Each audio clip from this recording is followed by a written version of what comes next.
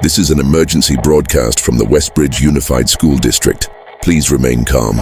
This message is being relayed to all students, faculty, and parents following several irregular atmospheric conditions reported this morning. Attendance will be marked as excused for the remainder of the day. Do not attempt to return to campus. Do not go outside for any reason. At approximately 7:42 a.m., students and staff at Westbridge High School began reporting an unusual visual distortion in the sky above the East Athletic Field.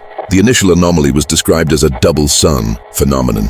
Two luminous discs visible in the sky, one slightly behind the other. Weather services confirmed no solar reflections, satellites, or optical illusions. The second sun moved independently. By 8:03 a.m., both objects had frozen in place. Clouds stopped moving.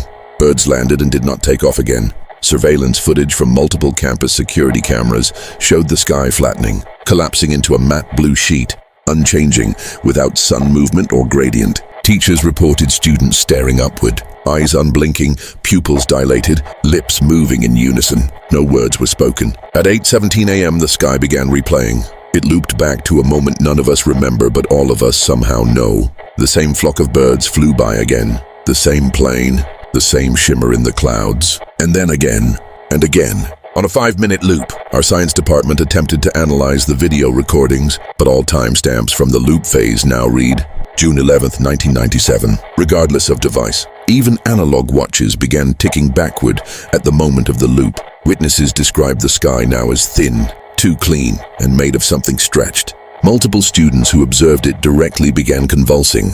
One described it as watching someone try to remember what sky used to look like. By 9:12 a.m., the sky began adding things that were not there before. A floating blimp that advertises brands long gone. Jet trails in crisscross patterns that no plane made. Old birds, extinct birds, pterosaurs, do not laugh. One was captured on camera. It blinks wrong, like it's remembering how. Teachers reported hearing sounds from above.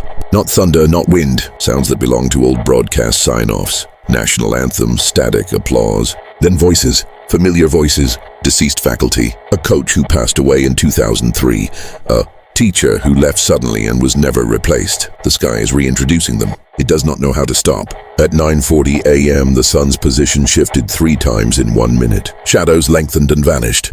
Heat dropped suddenly. Trees on the northern lawn withered. Leaves fell in reverse motion, back onto the branches, and the air began to smell like chalk and pencil shavings. The smell of a classroom no longer in use. A room that was sealed years ago. A room we can't seem to locate anymore on any of our floor plans. Please do not attempt to look directly at the sky. Cover all windows. Do not film. Those who continue to document have begun noticing reflections in their screens. Reflections that do not match them. They are younger, wearing old uniforms. Older siblings who transferred out. People who were never real. People who were meant to be remembered. At 10:21 a.m., a tear appeared.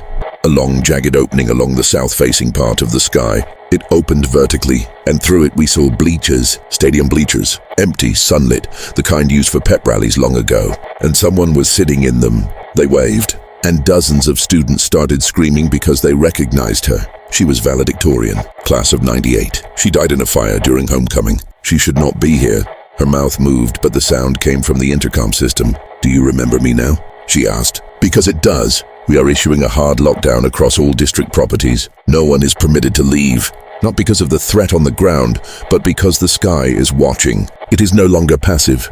It is learning. It is copying. It is rebuilding from our memories, and it is getting it wrong. It showed us a sunrise just now, but it rose from the west. That was the final confirmation.